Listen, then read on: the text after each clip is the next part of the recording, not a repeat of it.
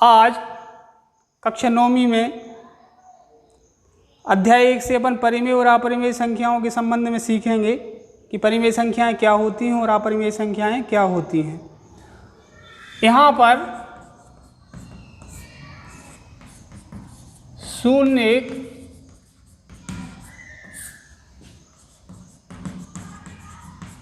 परिमेय संख्या है या नहीं। तो 0 1 परिमेय संख्या है या नहीं, इसका निर्धारण करने के लिए अपन देखेंगे क्या इसको अपन P/Q के रूप में लिख सकते हैं। जो परिमेय संख्या की यूनिक पद्धति है उसका जो फॉर्म है जिसको अपन P/Q के रूप में लिखते हैं, तो क्या 0 को अपन P/Q के रूप में लिख सकते हैं। 0/1 0/2 0/3 0/111 0/225 0/10। तो निश्चित रूप से 0 को अपन P/Q के रूप में लिख पाए हैं, इसलिए 0 1 क्या है, परिमेय संख्या है। लेकिन 0 1 परिमेय संख्या कब होगी, जब अपन एक विशेष स्थिति का ध्यान रखें। इसके बटे में मतलब इसके जो हर का मान है वो कभी भी 0 ना हो। P/Q, P का मान 0 0 0, Q का मान 1 2 3 111 225 10, आगे भी बढ़ा सकते हैं 0/4।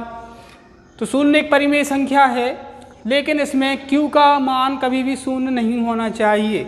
मतलब 1 के स्थान पर 0 यदि आ जाता है तो फिर वो परिमेय संख्या नहीं है। 2 के स्थान पर 0 आ जाता है तो वो परिमेय संख्या नहीं है। तो इसमें 0 1 परिमेय संख्या है।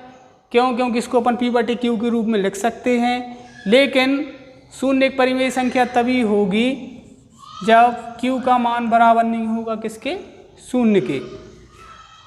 इसके आगे देखते हैं 5/2 एक परिमेय संख्या है। 8/3 एक परिमेय संख्या है। 4/0 एक परिमेय संख्या नहीं है, क्योंकि यहाँ पे Q का मान क्या प्राप्त हो रहा है, 0 प्राप्त हो रहा है। तो किसी भी संख्या को परिमेय संख्या में व्यक्त करने के लिए हमेशा ध्यान रखना है कि Q का मान कभी भी किसके बराबर ना हो, 0 के बराबर ना हो। तो उस स्थिति में उसको अपन परिमेय संख्या के रूप में व्यक्त कर सकते हैं। 1 एक परिमेय संख्या है, 2 भी एक परिमेय संख्या है। कर्णी 3 एक परिमेय संख्या नहीं है। क्यों? क्योंकि ये किसी संख्या का वर्ग नहीं है। तो इसको अपन किस में रखेंगे, अपरिमेय में। इसका मान चला जाएगा अपरिमेय संख्या के रूप में। 5 एक परिमेय संख्या है। 8 एक अपरिमेय संख्या है। 8 को अपरिमेय संख्या में क्यों ले रहे हैं, इसी की तरह ये भी किसी संख्या का वर्ग नहीं है। 8 किसी संख्या का वर्ग नहीं है, तो इसको भी अपन किस में रखेंगे, अपरिमेय संख्या के रूप में। फिर यहाँ पे 10 एक परिमेय संख्या है। 11 एक परिमेय संख्या है और 16 भी एक क्या है, परिमेय संख्या है। 16 को परिमेय संख्या के रूप में इसलिए अपन ले रहे हैं क्योंकि 16 4 का वर्ग है, जबकि 8 और 3 को अपन ने किस में लिया था, अपरिमेय के रूप में लिया था। क्यों? क्योंकि ना तो 8 किसी संख्या का वर्ग है और ना ही 3 किसी संख्या का वर्ग है। मतलब 3 और 8 ये दोनों संख्याएं पूर्ण वर्ग नहीं है, जबकि 16 एक ऐसी संख्या है जो क्या है, पूर्ण वर्ग है। ये किसका वर्ग है, 4 का पूर्ण वर्ग है। 4 का वर्ग कितना होता है, 4 चौके 16। इसके आगे लें, यहाँ पे 25 ले लिया, तो 25 भी एक अपनी परिमेय संख्या है, क्योंकि 25 संख्या पूर्ण वर्ग है। किसका वर्ग है, 5 का वर्ग है। 5 25। तो 16 को अपन क्या लिख सकते हैं, 16 का वर्गमूल आ जाएगा 4, तो 4 एक परिमेय संख्या है। 25 का वर्गमूल कितना मिल जाएगा, 5, तो 5 एक परिमेय संख्या है। तो इस प्रकार से छोटे छोटे बिंदुओं को अपन यहाँ पर चिन्हित करते जाएंगे कि 1 के लिए अपन ने परिमेय संख्या माना, 2 को भी परिमेय संख्या लिया, जबकि जो कर्णी 3 है इसको अपरिमेय ही क्यों लिया। अपरिमेय लेने का कारण है कि जे संख्या किसी संख्या का वर्ग नहीं है। जब अपन इसका कर्णी मान निकालेंगे तो कर्णी मान इसका अनंत पदों तक जाएगा, मतलब इसका कर्णी मान पूरा पूरा निकालना संभव नहीं है। तो इस कारण से इसको अपन ने किस में रखा है, अपरिमेय में।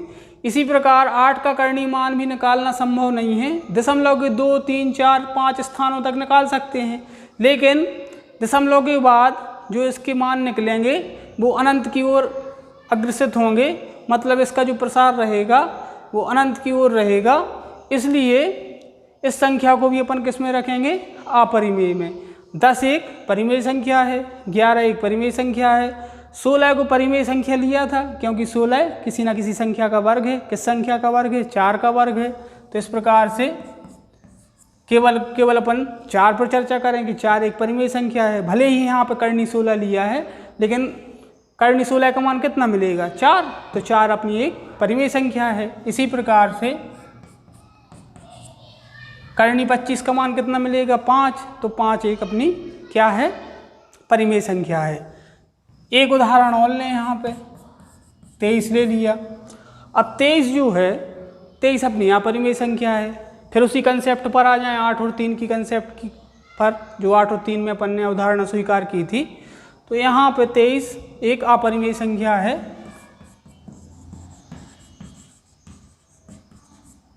क्यों, क्योंकि 23 किसी संख्या का वर्ग नहीं है। और जब इसका अपन कर्णी मान निकालेंगे तो कर्णी मान अशांत प्रसार के रूप में प्राप्त होगा। इसका पूरा पूरा कर्णी मान निकालना संभव नहीं है। मतलब कर्णी मान निकालते समय इसमें दशमलव के बाद प्राप्त होने वाले अंकों की संख्या अनंत होगी, मतलब इसका पूर्ण अवलोकन कर पाना संभव नहीं है। केवल और केवल पूरे पूरे कर्णी मान उन्हीं संख्याओं के निकलते हैं जो पूर्ण वर्ग होते हैं। कक्षा 8वीं में वर्गों वर्गमूल वाले अध्याय में अपन ने देखा होगा कि अपने लिए वर्गमूल 2 विधियों से निकालना सिखाया गया था, एक गुणनखंड विधि से और एक भाग विधि से। तो भाग विधि में अपन अधिकांश उन प्रश्नों को हल करते थे जिनमें दशमलव के बाद मान प्राप्त हो रहे हों और जिनमें अपन दशमलव के बाद मान प्राप्त करते थे, जबकि गुणनखंड विधि से उन सभी संख्याओं के वर्गमूल निकलना संभव थे जो पूर्ण वर्ग थी। लेकिन जो अपूर्ण वर्ग संख्याएं थीं उनका वर्गमूल अपन गुणनखंड विधि से ना निकाल के हमेशा भाग विधि से निकालते थे। इसी को आगे देखें,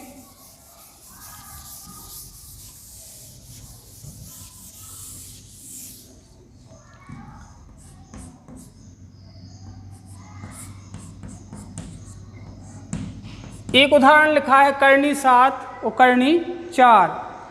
ये संख्या पूर्ण वर्ग के रूप में प्राप्त नहीं है। ना तो 7 किसी संख्या का पूर्ण वर्ग है, जबकि 4 2 का वर्ग है। तो यहाँ पर इसका मान लिखेंगे कर्णी 7 और इसका मान लिख देंगे कर्णी 2। अब यहाँ पे अंतर अपने लिए समझना है, जे एक अपरिमेय संख्या है।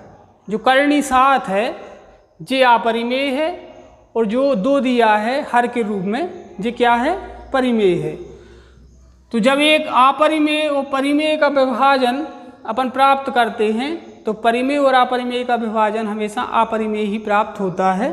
तो यहाँ पर देखें, कर्णी 7 एक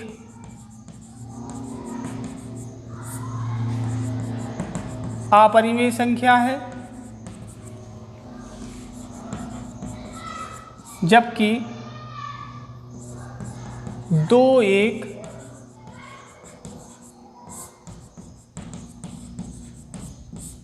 परिमेय संख्या है। अब एक अपरिमेय में एक परिमेय से भाग देंगे तो जो भागफल है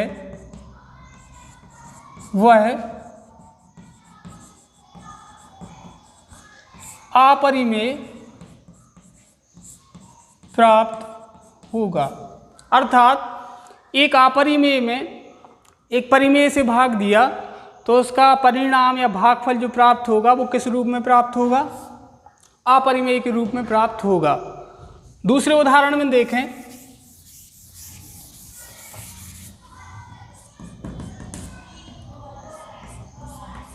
कर्णी 25 कर्णी 9। दोनों को अपन एक ही कर्णी में सम्मिलित करने के रूप में लिख सकते हैं। तो इसका मान आ जाएगा करनी 25/9। अब इसका वर्गमूल हो गया कितना 5 और इसका वर्गमूल हो गया कितना 3, अतः 5/3 एक परिमेय संख्या है। जबकि इसके पहले वाले उदाहरण में अपन ने क्या लिया था, उसका वर्गीकरण अपन ने किया था किसमें, अपरिमेय के रूप में। क्यों अपरिमेय के रूप में इसलिए किया था क्योंकि अंश और हर में दोनों के मान ना तो परिमेय के रूप में मिल रहे थे ना अपरिमेय के रूप में मिल रहे थे। एक मान परिमेय में प्राप्त हो रहा था और एक मान अपरिमेय में प्राप्त हो रहा था। जबकि यहाँ पे 5 भी एक परिमेय संख्या है और 3 भी एक परिमेय संख्या है, इसलिए 5/3 क्या हो जाएगी, एक परिमेय संख्या हो जाएगी। तीसरे उदाहरण में देखें 16/3। अब 16 एक परिमेय संख्या है और करनी 3 एक क्या है, अपरिमेय संख्या है। इसलिए जब इसका अपन परिणाम निकालेंगे तो प्राप्त परिणाम हमेशा किस में मिलेगा, अपरिमेय में मिलेगा। इसलिए 16/3 भी क्या है, एक अपनी अपरिमेय संख्या है। तो इसको अपरिमेय में वर्गीकृत किया और 5/3 को किस में वर्गीकृत किया, परिमेय में वर्गीकृत किया।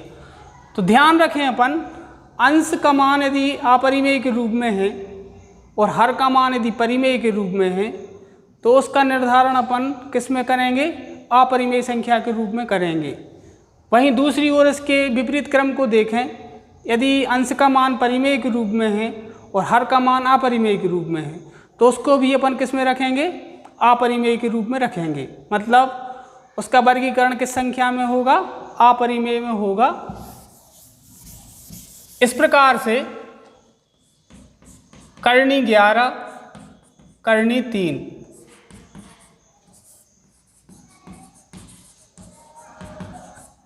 अपरिमेय है। करनी 7/2, ये भी क्रम कैसा है, अपरिमेय है।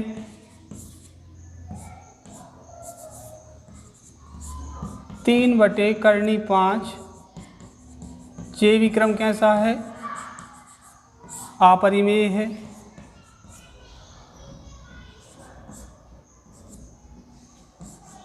2/7, इस क्रम को अपन किस में ले जाएंगे, परिमेय में ले जाएंगे, क्योंकि 2 भी एक परिमेय संख्या है और 7 भी एक परिमेय संख्या है। तो इसका जो परिणाम मिलेगा वो अपने लिए परिमेय ही मिलेगा। इसका परिणाम अपरिमेय मिलेगा, इसका परिणाम भी अपरिमेय मिलेगा, इसका परिणाम भी अपरिमेय मिलेगा।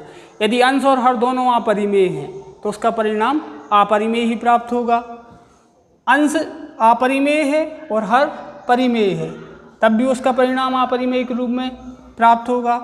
अंश परिमेय है, हर अपरिमेय है, तब भी उसका परिणाम अपन अपरिमेय के रूप में प्राप्त करेंगे।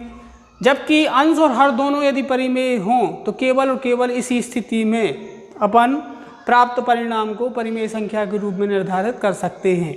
यदि अंश और हर में परिमेय और अपरिमेय की भिन्नता पाई जाती है, मतलब दोनों में से एक परिमेय है और दूसरा अपरिमेय है, तो उस संख्या को अपन हमेशा अपरिमेय संख्या में ही रखेंगे। केवल और केवल एक ही स्थिति में अपन उस संख्या का निर्धारण परिमेय में कर सकते हैं, जब अंश भी परिमेय हो और हर भी परिमेय हो।